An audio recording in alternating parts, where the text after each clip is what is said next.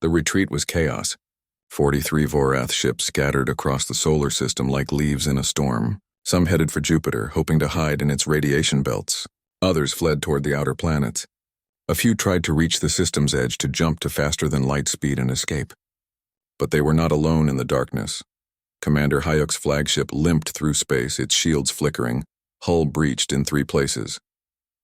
Around him, his bridge crew worked desperately to keep the ship functional. They had lost 2/3 of the fleet. 2/3! The greatest military disaster in Vorath history, and he had survived to witness it. "Commander, we are detecting multiple human vessels in pursuit," his sensor officer reported. Her voice shook. "They are tracking us somehow. We cannot shake them. Impossible.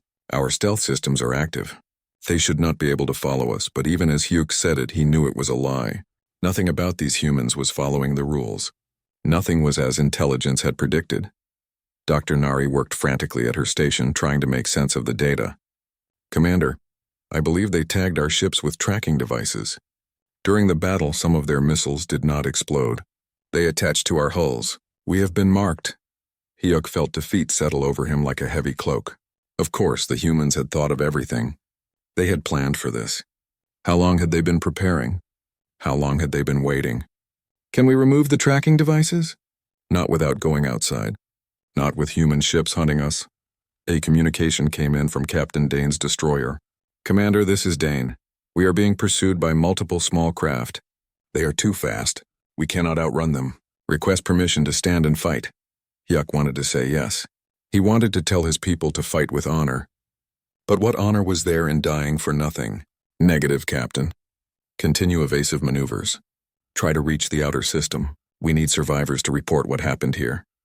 Near Jupiter's largest moon, 3 Vorath cruisers attempted to hide in the radiation and debris. They powered down their systems to minimum, hoping to disappear among the rocks. It almost worked.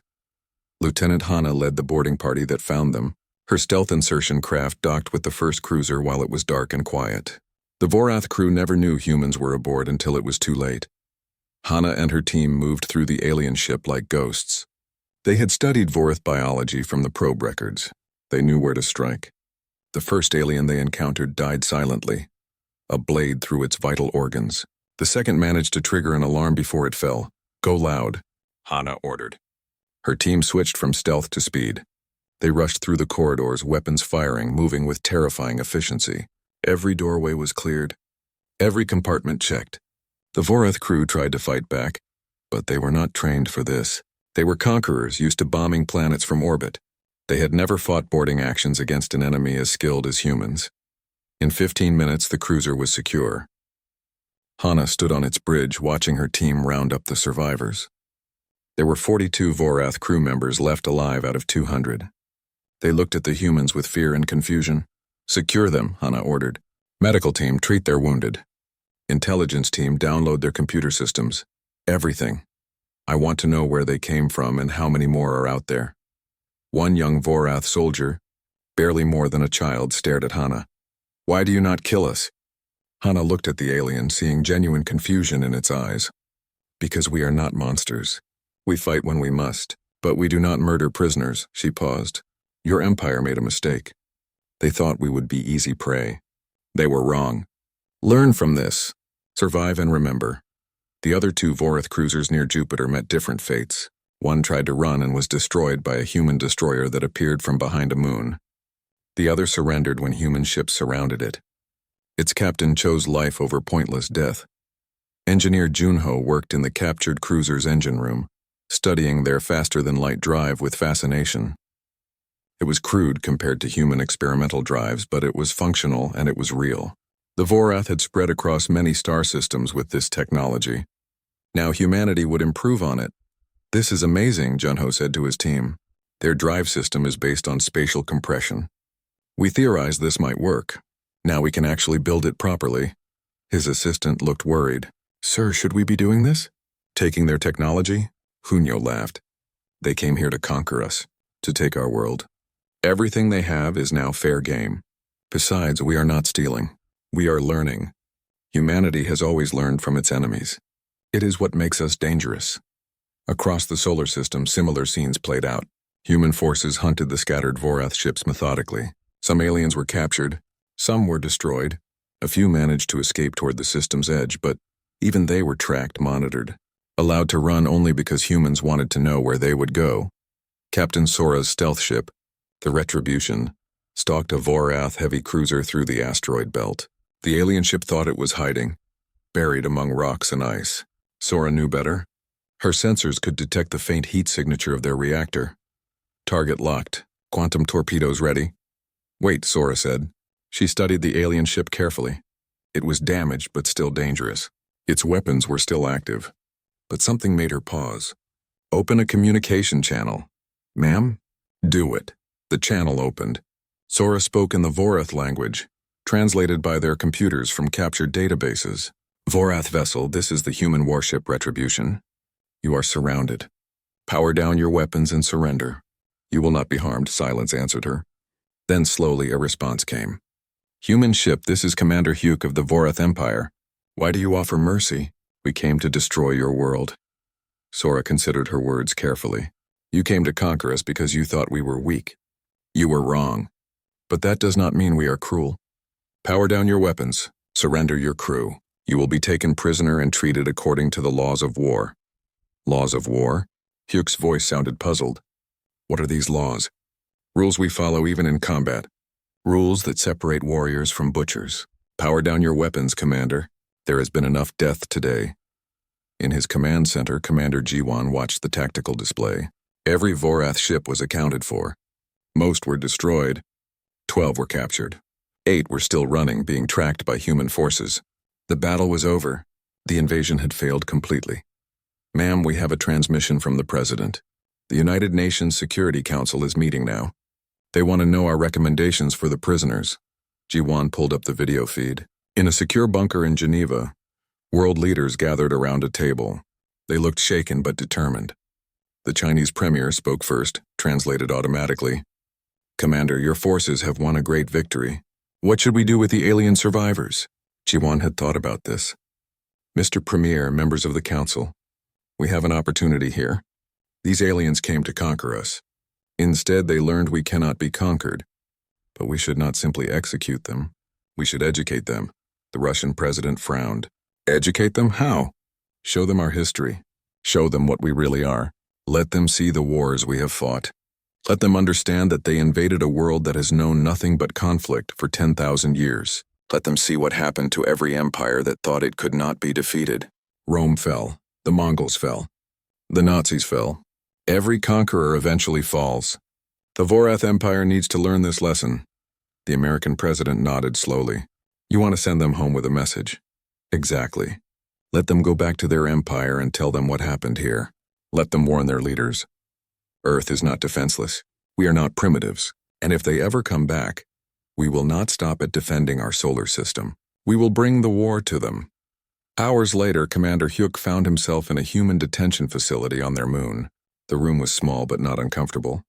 He was alone, sitting on a bed that was too soft, staring at the wall. A screen activated, showing a human woman in military uniform. Commander Hyuk, I am General Jiwan of United Earth Defense Command. I wanted to speak with you personally. Hyuk looked at her face. She was young for a commander, he thought. But her eyes were old, experienced. This was someone who had seen war before. Are you going to execute me? No, I am going to show you something. Then I'm going to let you go home. Let me go? Why? Because I want you to deliver a message. But first you need to understand who you tried to invade. The screen changed. It began showing images from human history.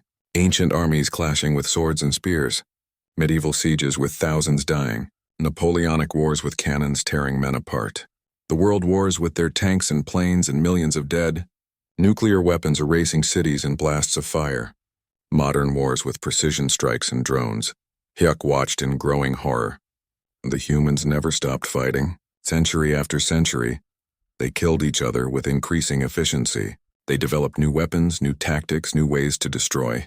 They fought over land, resources, religion, ideology, anything and everything. The stars had never witnessed such a gathering of power.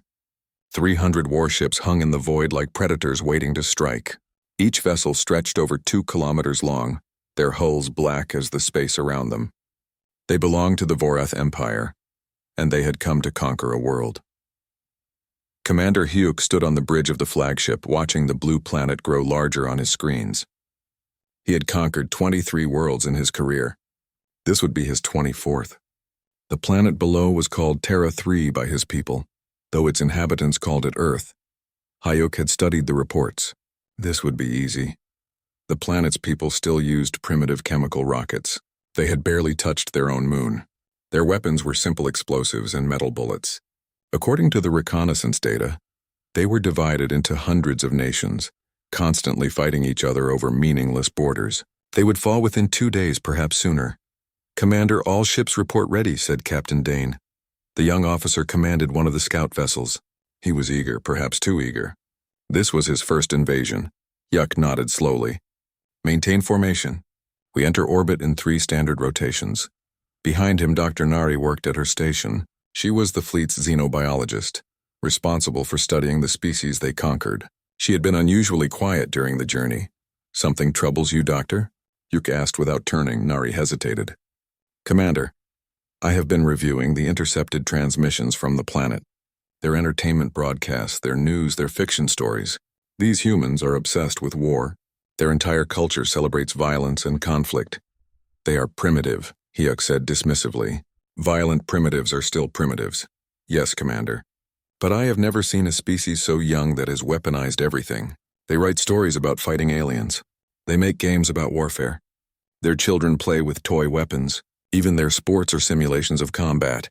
Hyuk finally turned to face her. "Your point?" "I am not certain they will surrender easily, despite their technological disadvantage." Admiral Vextor, the supreme commander of the invasion force, laughed from his command throne. He was old with scales that had turned silver with age. "Doctor, let me educate you. I have conquered 14 worlds personally. Every primitive species thinks they can resist. They cannot. We have weapons that can burn continents. We have shields they cannot penetrate. We have ships that can cross galaxies. They have metal tubes that throw bits of lead. This is not a war. This is an extermination of pests." Nari bowed her head and said nothing more, but Hyuk noticed she continued reviewing the human transmissions with growing concern. The fleet moved deeper into the solar system. They passed the outer planets, great gas giants that dominated the darkness. Captain Dane's scout ship detected several human probes in the outer system. Ancient things, barely functional, sending weak signals back to Earth. The humans had tried to explore their system, but they had given up. They lacked the technology to truly leave their world. "How pathetic," Admiral Vextor muttered. "They send machines because they cannot survive the journey themselves." The fleet continued inward. They passed the red planet the humans called Mars. More machines crawled on its surface like insects. Small rovers gathering rocks. The Vorath had been terraforming planets for 1,000 years. These humans could barely reach their neighboring worlds. Hyuk reviewed the intelligence reports again. Earth had approximately 8 billion inhabitants. They had discovered nuclear fission a century ago, but had used it mainly to create weapons. Typical primitive behavior. They had destroyed 2 of their own cities with such weapons, then stopped using them out of fear. They had nuclear missiles but had never used them in space.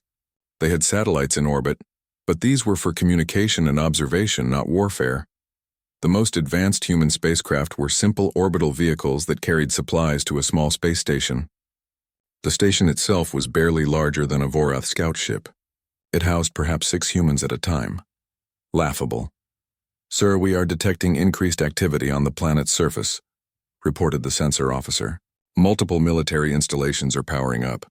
They know we are here. Let them see us," Admiral Vextor said. "Send the standard surrender demand." A communication officer opened a channel to Earth on all frequencies. The message was simple and had been used hundreds of times before. "People of Terra 3, you are outmatched. Surrender now and accept integration into the Vorath Empire. You will be allowed to live as servants. Resist and you will be eliminated.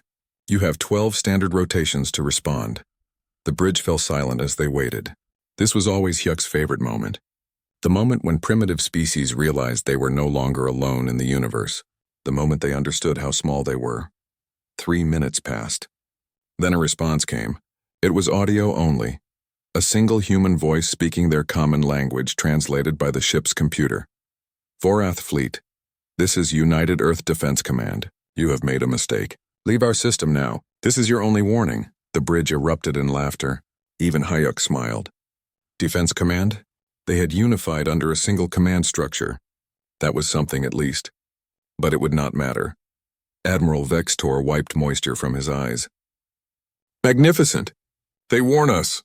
"Captain Dane, take your scout group and eliminate their orbital stations. Show them we are not impressed by their warnings." "Yes, Admiral." Captain Dane's voice was eager over the communication system. Yuck watched on his display as 6 scout ships broke formation and accelerated toward Earth. They would reach orbit in one rotation. The human space station would be destroyed, and then the primitives would understand. But as he watched, something caught his attention. Dr. Nari was staring at her console. Her face twisted in confusion. "Doctor? Commander, I am detecting unusual energy signatures from the planet's moon, and from several satellites we classified as communication relays." "Unusual how?" "The power levels are increasing, significantly. These satellites are drawing more power than any communication system would need." "Much more." Hyuk felt the first whisper of unease. Could they be weapons? "Our scans showed no weapons. But Commander, these power signatures, they are similar to our own directed energy systems. That should be impossible. They do not have this technology." Admiral Vextor waved his hand dismissively. "Old equipment malfunction, ignore it. Focus on the invasion." But Hayek could not ignore it. He pulled up the satellite data himself. Nari was right. Those power signatures were wrong. They were too advanced. The reconnaissance must have missed something. On his display, Captain Dane's scout ships entered Earth's orbital space. Hyuk held his breath without knowing why. Then the first satellite fired, a beam of pure energy, invisible except where it ionized particles in the thin upper atmosphere. It struck Dane's lead ship directly in the engine section. The scout ship exploded in a burst of light. The bridge went silent. Nobody laughed now. "Evasive action," Captain Dane's voice screamed over the communication system. "They have energy weapons. Multiple locks. We are taking heavy fire." More beams lanced through space. Another scout ship died. Then another. The remaining 3 ships broke formation and tried to retreat, but the satellites tracked them with impossible precision. A 4th ship exploded. "Get them out of there!" Admiral Vextor roared, but it was too late. 5 ships were gone. Only one limped back toward the fleet, trailing atmosphere and debris. Hyuk stared at the display in disbelief. Energy weapons. The humans had energy weapons. The reconnaissance had been wrong. Completely wrong. Dr. Nari's voice was quiet but clear in the shocked silence.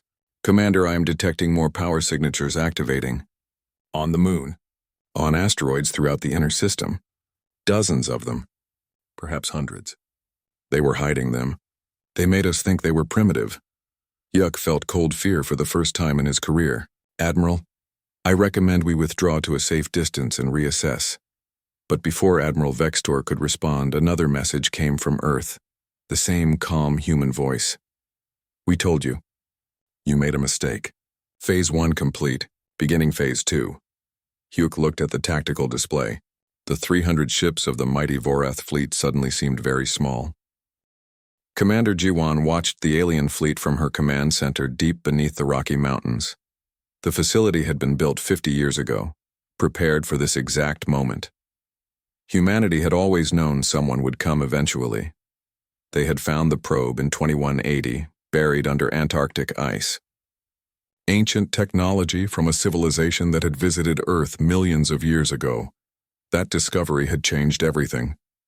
"Ma'am, enemy scouts have been neutralized," reported her tactical officer. 5 destroyed, 1 damaged, and retreating. Jiwan nodded calmly. Around her, hundreds of officers worked at their stations. Every nation on Earth had contributed to this moment. Americans, Russians, Chinese, Indians, Europeans, Africans, all working as one. The aliens had given humanity the greatest gift possible without knowing it. A common enemy. Activate Phase 2 defenses. Bring the lunar installations online. Show them what we have been building. On the far side of the moon, massive doors opened in craters that had hidden them for decades. Railguns the size of skyscrapers rotated toward the alien fleet. Each could accelerate a projectile to a fraction of light speed. Humans had mastered kinetic weapons long ago. They were simple, reliable, and absolutely devastating. Ma'am, the alien fleet is regrouping. They are holding position at the edge of our defense perimeter. Good. Let them think. Let them wonder what else we are hiding. Lieutenant Minho sat in the cockpit of his interceptor, waiting on the launch pad of Earth's orbital defense station. The station the aliens probably thought was helpless. Let them think that. His fighter was equipped with a gravitic drive that Earth's best scientists had spent 40 years developing.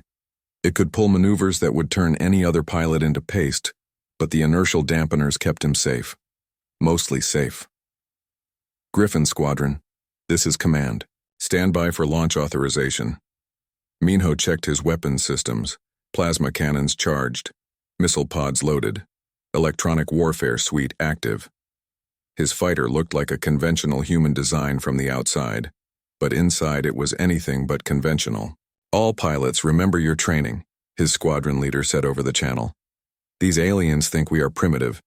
Let us educate them. Aboard the Vorath flagship, Admiral Vextor was no longer laughing. He stared at the tactical display with growing rage.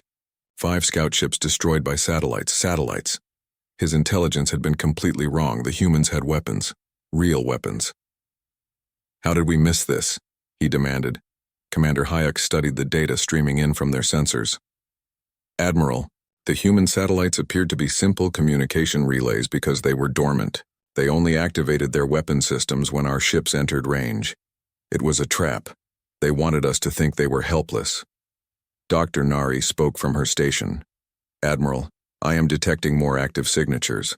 The human moon has weapon installations. Large ones. And there are objects moving in the asteroid belt that are not asteroids. They have been building an entire defense network. For decades, perhaps longer. How is this possible? Vextor slammed his fist on his command throne. They barely have spaceflight. They should not have this technology. Nari pulled up historical data she had collected from human transmissions. Admiral, I believe they have been deceiving us deliberately.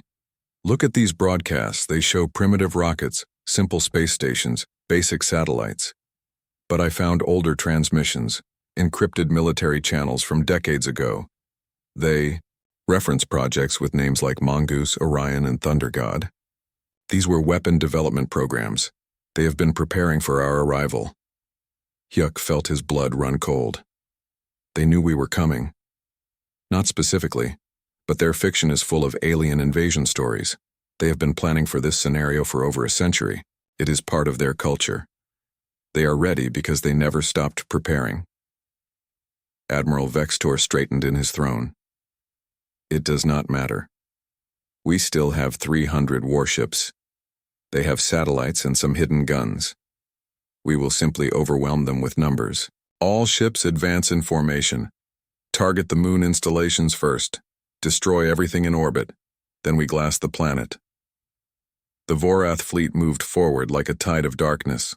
300 warships, each capable of annihilating a city with a single shot. They had conquered dozens of worlds. Earth would be no different.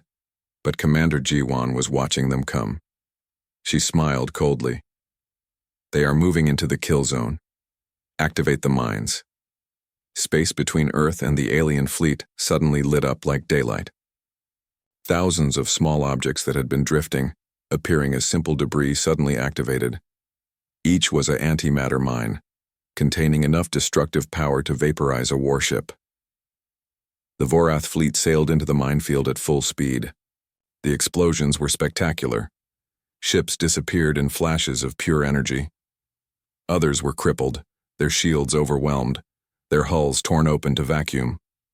In 30 seconds, 127 Vorath warships ceased to exist. By the void! Hyuk grabbed his console as the flagship rocked from a nearby explosion. Alarms screamed throughout the bridge. Shields at 60%. We hit something. They mined the entire approach vector, the sensor officer shouted. Mines everywhere, hundreds of them. All ships, emergency stop. Reverse thrust. Admiral Vextor's voice had lost its confidence. For the first time in his long career, He sounded afraid. The remaining Vorath ships tried to halt their advance, but momentum carried many of them into more mines. More ships died. The proud fleet was being shredded by weapons they could not see until it was too late. Dr. Yunji watched from her laboratory on the lunar base as the alien ships burned in space. She was one of the scientists who had studied the ancient probe, who had unlocked its secrets. The aliens out there probably thought they were advanced. They had no idea what humanity had learned. Director, the railguns are locked on target, awaiting your command. Fire at will. Target the larger vessels. Let us see how their shields handle relativistic projectiles. The lunar railguns fired in sequence, launching solid metal slugs at incredible velocity. They crossed the distance to the alien fleet in seconds. The projectiles hit with the force of nuclear weapons. Vorath shields flickered and failed. Hulls crumpled. More ships died. Lieutenant Minho received the launch order and punched his throttle. His fighter screamed out of the orbital station along with 40 others. They accelerated at speeds that should have been impossible for such small craft. The aliens had numbers, but humanity had speed and maneuverability. Griffin Squadron, weapons free. Engage at will.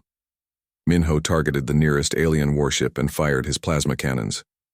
The superheated bolts struck the ship's shield, overloading it. His wingman followed up with missiles. The alien ship exploded. They are so slow, his wingman laughed. These things maneuver like cargo haulers. It was true. The Vorath warships were powerful but ponderous. They relied on heavy shields and armor. Human fighters were small, fast, and deadly. They swarmed the alien ships like angry insects. Commander Hayek watched in horror as human fighters tore through his fleet. They were everywhere, moving in ways that should have liquefied their pilots. One passed so close to the flagship's bridge that he could see the pilot inside, a young human with a fierce expression. "How are they surviving those accelerations?" he whispered. "Inertial dampeners," Dr. Nari said quietly. "Technology we believed was theoretical. They have it working. Commander, we need to retreat. Now. We are losing this battle." Admiral Vextor's face had gone pale. His scales had lost their color. "No. No. We are the Vorath Empire. We do not retreat from primitives. All ships, return. Fire, target those fighters, destroy the moon base." But the Vorath fleet was in chaos. Ships fired wildly, sometimes hitting each other in their panic. The humans maintained perfect coordination, attacking from multiple vectors, always moving, never giving the Vorath guns time to lock on. Captain Dane, commanding one of the surviving destroyers, watched 3 of his squadron mates die in minutes. A human fighter put 2 missiles into one ship's engine core. Another destroyer was torn apart by railgun fire from the moon. A third simply disappeared when a small human vessel rammed it at incredible speed, the impact vaporizing both ships. "This is not warfare," Dane transmitted to anyone who would listen. "This is a massacre. They are butchering us." Commander Jiwan watched the battle from her command center. Everything was proceeding as planned. Humanity had spent 70 years preparing for this day. They had built weapons in secret, trained pilots, developed technology in hidden facilities. They had let the world believe they were divided and primitive. It was all deception. "Ma'am, enemy fleet is attempting to regroup near Jupiter. Orders? Launch the stealth ships. Do not let them regroup. I want them scattered and afraid." Throughout human space, ships that had been hiding in the shadows activated their engines. These were not fighters or defense platforms. These were hunters. Ships designed for one purpose: to kill vessels much larger than themselves. Captain Sora commanded one such ship, the Retribution. Her vessel was coated in materials that absorbed sensor scans. To the aliens, she was invisible, a ghost in the void. "Helm, take us into their formation. Weapons, prepare quantum torpedoes." Her crew worked in silence. They were professionals trained for years for this mission. The Retribution slid between alien warships like a shadow, undetected, unseen. 6 months had passed since the Vorath fleet had entered the Sol system. 6 months since 300 proud warships had been reduced to scattered debris and traumatized survivors.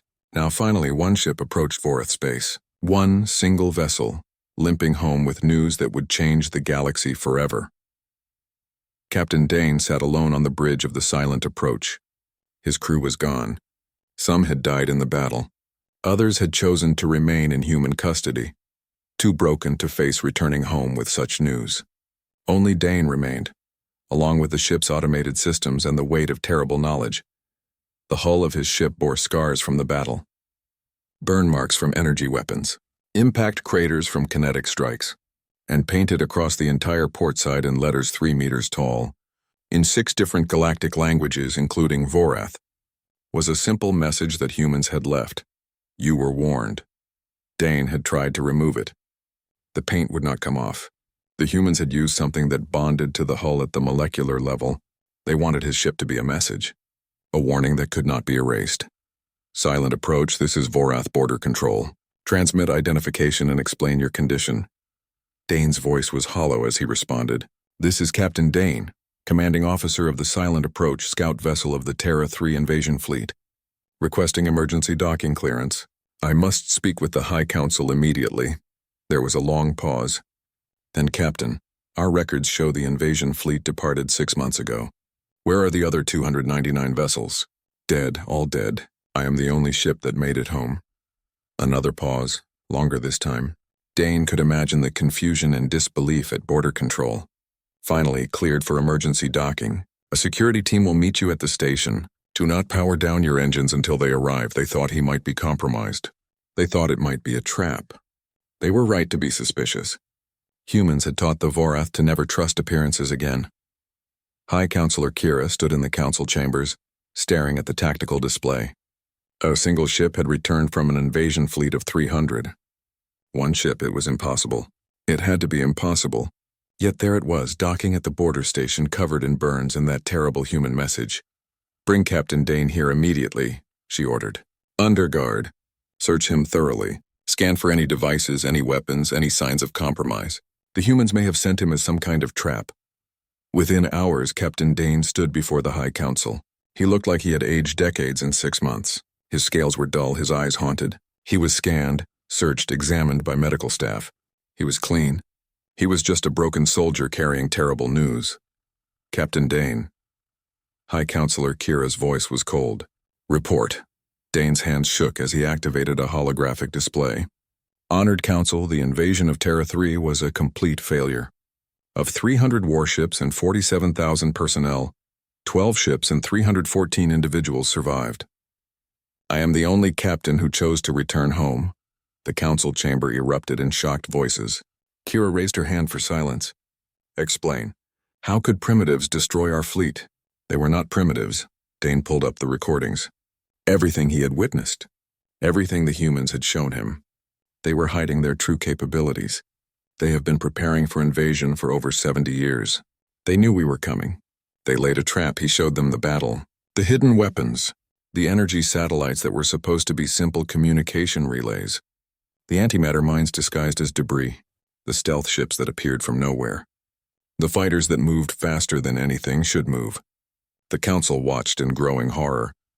They have technology equal to or beyond our own, Dane continued. Energy weapons, quantum drives, stealth systems, inertial dampeners. They developed all of this while pretending to be primitive. They deceived us perfectly. One of the council members, an old general named Vec, spoke up. How did they acquire such technology? Did they steal it from another species? No, honored general. They developed it themselves, with some help from an ancient probe they discovered on their world. But most of it was their own innovation. The humans are extremely good at creating weapons. It is their primary skill. Dane pulled up more files. Human history. The endless wars. The weapons that grew more terrible with each generation. The council watched in silence as centuries of human conflict played out before them. This is one species? Kira asked quietly. They did this to themselves? Yes, High Counselor. Humanity has been at war for its entire existence. They fight constantly. Over resources, territory, ideology, religion, everything. They have nearly destroyed themselves multiple times, but each time they survived and came back stronger. When we arrived, we did not invade a peaceful world. We invaded a species that knows nothing but warfare. He showed them more. The human detention facilities. The way prisoners were treated. The strange human concept of rules in warfare. Laws of war, they called them. Ideas that limited how violence could be used even against enemies. They did not kill their prisoners, Dane explained. Instead, they educated us. They showed us their history. They explained their capabilities. They wanted us to understand exactly what we had tried to invade. Then they released us and told us to bring a message home. What message? Kira asked, though she dreaded the answer. Dane played the final recording. General Jiwan's face appeared on the display, speaking in perfect Vorath language. The council listened in silence as the human commander delivered her ultimatum. Earth was off limits. Humanity was coming to the stars. Any future threats would be met with total war. When the recording ended, the chamber was silent. Finally, another council member spoke. These are the words of primitives who got lucky. One battle does not mean they can threaten our entire empire. Honored counselor, they have weapons we did not see during the battle. They kept their most powerful systems in reserve. And they are building more. I saw their shipyards. They are constructing a fleet of interstellar warships, 58 vessels designed specifically for warfare beyond their solar system. They will be operational within a year. Kira felt cold. They are preparing to invade us. No, Dane shook his head. They are preparing to defend themselves, but they made it clear that if we attack them again, they will bring the war to us. And High Counselor, I believe them. I saw what they did to our fleet. Imagine that happening here, in our home system. Imagine human stealth ships appearing in orbit above this world. Imagine their weapons targeting our cities. He pulled up one final file. Dr. Nari's last research log recorded before her death. The council watched as their own xenobiologist explained what she had learned too late. We did not invade a primitive world, Nari's image said. We invaded an apex predator species that was waiting for someone to challenge them. Humanity evolved by outcompeting every other dangerous species on their planet. They survived ice ages, plagues, natural disasters. They fought each other for 10,000 years, constantly improving their weapons and tactics. When we arrived, we were not the first major threat humanity had faced. We were just the first that came from space. Nari's image looked directly at the camera. The Vorath Empire has encountered hundreds of species, some peaceful, some aggressive, some primitive, some advanced. But we have never met anything like humanity. They are not like us. They do not think like us. They do not fight like us. We measure warfare in terms of efficiency and minimal loss. They measure it in terms of total commitment. When humans go to war, they do not fight to win territory or resources.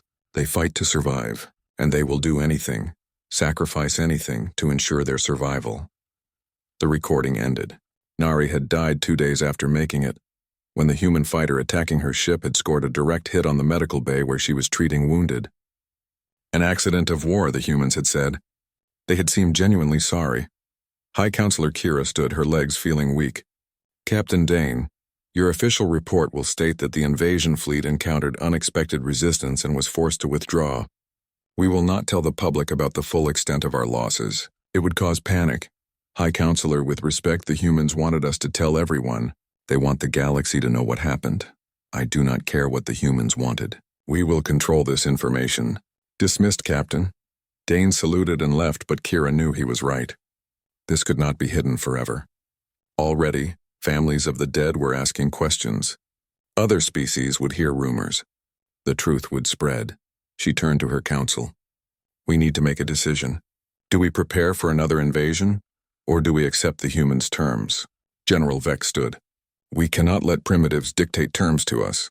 We must rebuild the fleet and attack again. Next time we will be prepared. But another counselor, a female named Tara, disagreed. We lost 300 warships. That represents 20% of our entire military force. If we attack again and fail, humanity will retaliate. They will bring the war here. Can we risk that? The debate continued for hours. Finally, Kira made the decision. We will not attack Earth again, not now. But we will increase our military readiness. We will develop countermeasures to human technology. And we will issue a galaxy-wide alert. All species need to know about the threat from Sol System. The Human Detention Center on the lunar surface held 214 Vorath prisoners. They were kept in separate sections, treated well, given food and medical care. But they were also forced to watch. Every day the humans showed them more recordings, more history, more evidence of what they had tried to invade. Private Una sat in her cell, staring at the latest video on her screen. It showed something called the Siege of Stalingrad. Millions of humans fighting over a single city, fighting through winter, through starvation, through impossible conditions, neither side willing to surrender. The death toll was beyond comprehension. She had been a soldier in the Vorath fleet for 8 years. She thought she understood warfare. She had participated in 3 planetary conquests, orbital bombardments, ground invasions, the usual procedures. Quick, efficient, minimal Vorath casualties. That was how civilized species fought wars, but humans were not civilized. Not in any way the Vorath understood civilization. The video changed to something called World War II. Humans fighting across entire continents. Naval battles spanning oceans, air campaigns that destroyed cities, and the ending, those weapons, the atomic bombs. Humans had created devices that could destroy everything, and they had actually used them on each other. How are you still alive? Una whispered to the empty room. How did your species survive yourselves? A human guard walked past her cell. Young, probably her age, he paused when he heard her question. We survived because we learned, he said. After the atomic bombs, we realized we could actually end everything. So we stopped. Mostly. We kept the weapons but agreed not to use them. It was the closest humanity ever came to wisdom. Una looked at him. But you still fought wars. The videos show conflicts after your atomic weapons. Smaller wars, but still wars. The guard nodded. Yeah, we are not perfect. We still fight over stupid things. But when your fleet showed up, something changed. Every nation on Earth, every group that was fighting, they all stopped. Because you gave us something we never had before. An enemy that was not human. We have been waiting for this moment for decades. Some people were scared. But others were excited. Excited? We came to conquer you, to enslave you or kill you. The guard smiled, but it was not a kind smile. Exactly. For the first time in history, humanity had permission to use everything we built. All those weapons we made to kill each other, we got to use them on someone else. You have no idea what a relief that was. He walked away, leaving Una chilled by his words. These humans were insane. They had to be. In another section, Dr. Nari was having a very different experience. The humans had separated her from the military prisoners. They had given her a laboratory, access to their computers, permission to study anything she wanted. At first, she thought it was a trap. But then she realized the truth. The humans wanted her to understand. She spent days reading their scientific journals, their historical records, their literature. The more she learned, the more terrified she became. These humans had been preparing for alien contact since before they had even achieved spaceflight. In 1945, while still fighting each other with primitive guns and bombs, they had already written stories about defending Earth from invaders. They had imagined every possible scenario. Peaceful aliens, hostile aliens, technological superiority, biological threats. They had thought about all of it and they had prepared. Quietly, secretly, while pretending to be a divided species struggling to reach their own moon. Dr. Yunji visited Nari in her laboratory. The human scientist was friendly, bringing tea and asking about Vorath culture. It felt wrong. Nari was a prisoner of war. Why was this human treating her like a colleague? Dr. Nari, I wanted to ask you about your faster-than-light drives. Our engineers are studying the captured ships, but we would love to hear from someone who actually understands the theory. Nari stared at her. You want me to help you? To give you our technology? Unji sipped her tea. We will figure it out eventually. But if you explain it, that saves time. And in return, I can share some of our research. Fair trade between scientists. Why would I betray my empire? Are you betraying them? Or are you saving them? Yunji set down her cup. Dr. Nari, your empire is going to learn about what happened here. When they do, they will have a choice. They can leave humanity alone or they can try again. If they try again, we will destroy them. Not just their fleet. Their worlds, everything. We have the weapons to do it. We just have not had a reason to use them yet. You would commit genocide? Nari felt sick. If we had to protect Earth? Yes. Yunji's face was calm, matter-of-fact. But we would prefer not to. We would prefer to trade, to exchange knowledge, to coexist. Your empire needs to understand that humanity is offering them a choice. Peace or extinction. There is no third option. Nari thought about the video she had been shown. The endless human wars. The weapons that could crack planets. She believed Yunji. These humans would absolutely follow through on their threat, and they would not lose sleep over it. What do you want from me? Help us understand your empire. Tell us about other species in the galaxy. Are they all like the Vorath? Conquerors who see primitive worlds as easy targets? Most, yes. The strong dominate the weak. That is the natural order, Unji laughed. Then the galaxy has a problem. Because humanity does not believe in natural order. We believe in fighting for what is ours, and now that we know we are not alone, everything has changed. Commander Hayuk was brought to a different facility deep inside Earth, in a mountain complex that had been carved out decades ago. They took him to a massive hangar where a ship was under construction. A human ship, but it was huge, larger than anything he had seen in the battle. Captain Sora met him there. She had been the one who captured his flagship. Now she gestured to the ship being built. This is the Endeavor, the first human interstellar warship. We started building it 5 years ago. It should be completed in 6 months. Hayek stared at the massive vessel. You were building warships before you even knew we were coming. We knew someone would come eventually.